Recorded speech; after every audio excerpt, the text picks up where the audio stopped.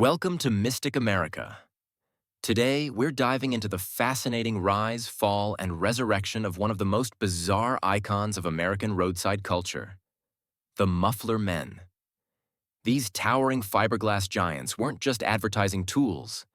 They were landmarks, legends, and now, beloved relics of a nostalgic era. In the 1950s, neon signs ruled the roadside. Flashy, colorful, and eye-catching, they lit up diners, motels, and gas stations across the country. But by the time the 60s rolled in, neon just wasn't enough anymore. Everyone had a sign, and the roads became visual chaos. Businesses needed a new way to stand out. Enter Muffler Men. Towering at 20 feet tall, these fiberglass figures didn't just get noticed, they stopped traffic. Literally. People pulled over just to snap a photo with them. Neon signs couldn't compete with that. The story starts with a man named Bob Prewitt, who originally built fiberglass trailers. To promote them, he crafted a strange-looking papier-mâché horse. It wasn't pretty, but it sparked an idea.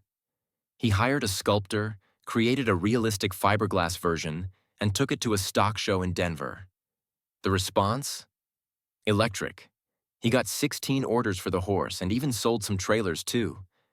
But the real turning point came later in 1961 when a businessman in Sacramento requested a 20-foot Paul Bunyan.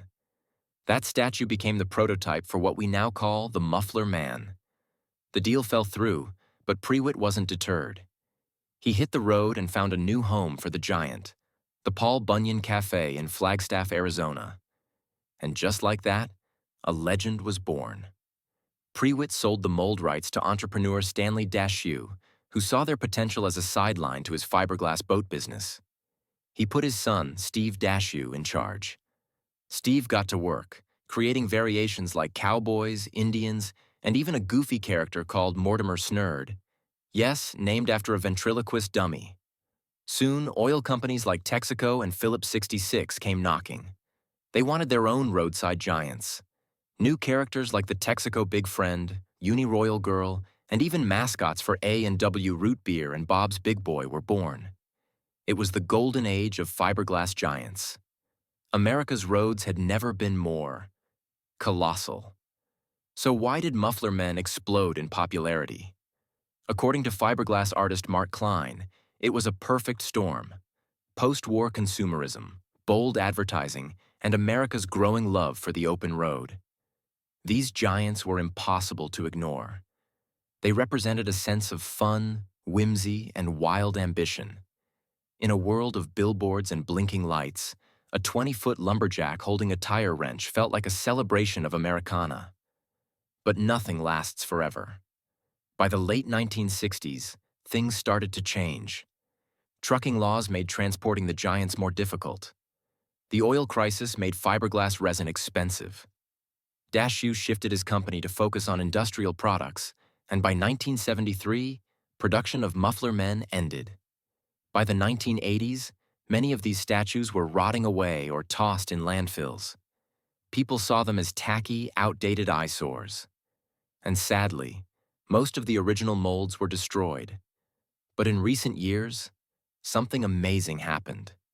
America rediscovered its love for roadside giants.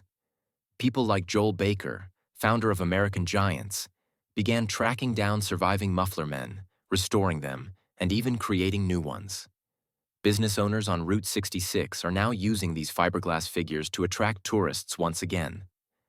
Places like the Launching Pad in Illinois and Buck Adams in Tulsa have turned these statues into beloved mascots and selfie magnets. They're even popping up in theme parks, food truck parks, and Instagram feeds across the country. Muffler Men aren't just nostalgic novelties.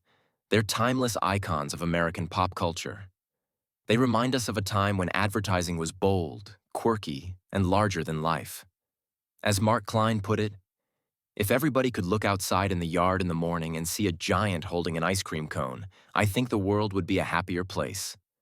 And we couldn't agree more. Have you ever seen a Muffler Man in the wild? Share your experience in the comments below.